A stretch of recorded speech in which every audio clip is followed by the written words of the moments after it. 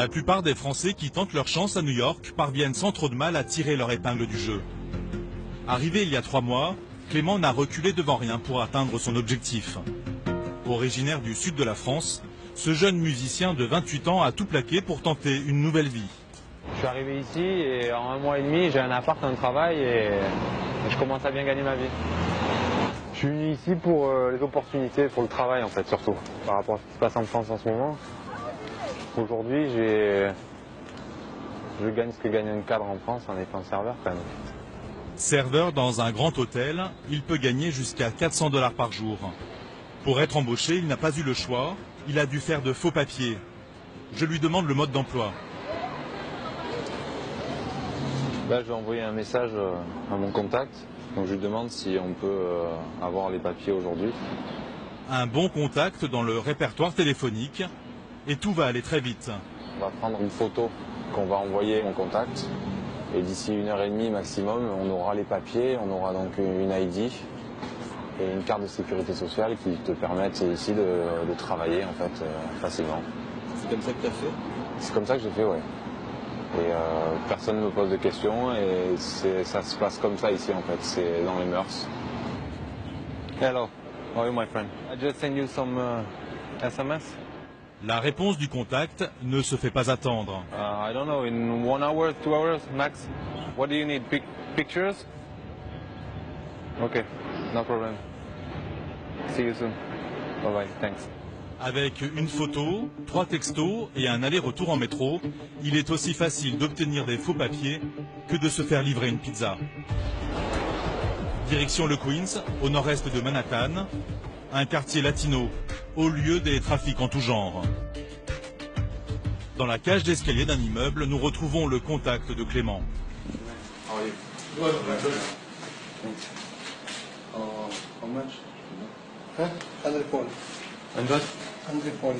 Ok, 140, 140. A green card is good. Si vuelvo mañana por la mañana, podré tener por el coche. Okay, sí, to tomorrow. ¿Cuánto es por el coche? Para el coche es $100. ¿Tienes muchos franceses que vienen aquí por...? ¿Sí? Sí. ¿Mucho? The contact is why, only why. Mucho francés. Thank you, Thank you. my friend. I just call over here. I just give me the text for the address, like this size color. Please give me a text for the drive license, porque mucho fucking police today. Ok. Thank you. Thank you. Quelques rues plus loin, un homme va même m'aborder. ¿Social? ¿Aquí? ¿Tienes eso? Sí. ¿Cuánto cuesta? Habla con él. Va tranquilo. Ce rabatteur de faux papiers nous envoie vers son complice. Alors, La négociation pour un permis de conduire et un numéro de sécurité sociale se poursuit dans une cage d'escalier. Tout va très vite. Chose étonnante, c'est même lui qui prend la photo. No problem. ¿qué? Okay, that's it. No bueno. Yeah, it's good. Yeah. Check. 1, 2, 3. Ouh. 1 heure plus tard, nos papiers sont prêts. Uy, la pictura, mira. En 2 heures, j'ai obtenu une green card, un permis de conduire et une carte de sécurité sociale. C'est elle qui permet à l'employeur de nous déclarer. Nous retrouvons Clément. Grâce à ses faux papiers, il touche un salaire comme tout Américain. À mon travail, j'ai toutes les semaines, on me donne un chèque en fait. Donc voilà, je te montre pas tout, mais voilà. On me donne un chèque comme ça. Chose étonnante, sur son salaire, son employeur paye les taxes et lui, des impôts. Ce chèque, il me permet d'aller retirer de l'argent liquide. La seule différence, c'est que faute de papier, Clément ne peut pas ouvrir de compte en banque. Mais avec plus de 500 000 travailleurs illégaux, New York et son business ont la parade. Et là, on arrive sur les lieux, donc on va couper la caméra. Des boutiques où avec des faux papiers même grossiers, les clandestins peuvent convertir leurs chèques en billets verts. C'est quoi? Je signe. You're welcome. Have a good day. Ces facilités, les autorités de New York les connaissent bien. Avec Los Angeles et Miami, New York est considéré comme un sanctuaire pour les clandestins. Non seulement ils ne sont pas inquiétés par la police, mais en plus, la ville a limité les contrôles des services de l'immigration fédérale. À l'hôtel de ville, Joseph Salvo, démographe en chef, nous explique la vision pragmatique de New York à l'égard des sans-papiers. Notre but est que les illégaux soient bien dans notre ville, parce que cela nous est bénéfique et leur est bénéfique.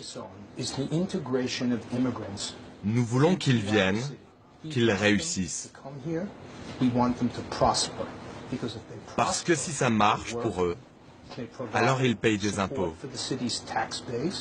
Ils fournissent à la ville la main-d'œuvre nécessaire à son fonctionnement. Ce qui est bon pour New York est bon pour les illégaux. Ce n'est pas une vision romantique, mais c'est purement pragmatique. Ce pragmatisme new-yorkais, nos Français comptent bien en profiter. Début juin, Pauline a pu commencer sa tournée de danse. La compagnie ne lui a pas demandé de fournir plus de documents. Pour elle, une expérience de plus qui lui permettra peut-être un jour d'obtenir son visa d'artiste.